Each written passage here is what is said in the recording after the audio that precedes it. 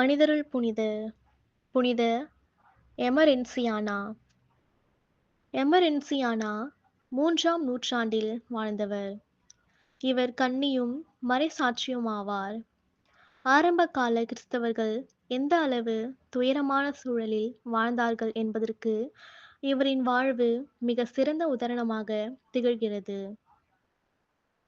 புனித ஆக்னஸ் மற்றும் எமரென்சியானா இருவரும் சமகாலத்தவராவார்கள்.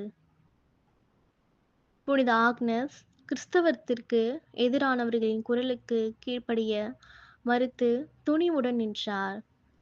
ரோமை தெய்வத்தை வணங்காமல் உண்மை இறைவனின் மீது தம் பற்றினை அதிகரித்தார்.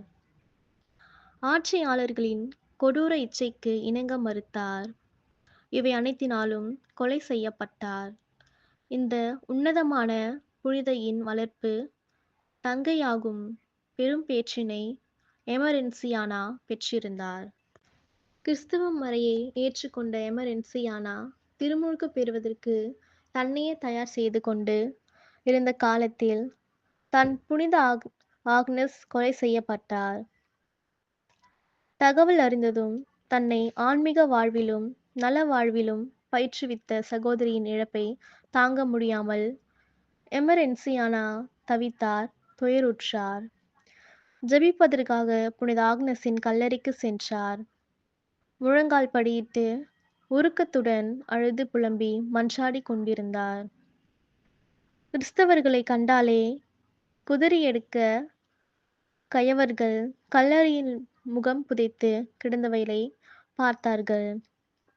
அவள் கிறிஸ்தவளே என்று அறிந்து கொதித்தார்கள். ஓடி சென்று அவளின் உயிரை பறித்தார்கள்.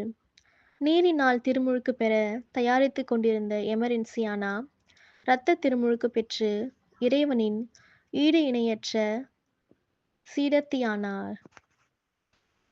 புனித எமரென்சியானா எங்களுக்காக மன்றாடும்.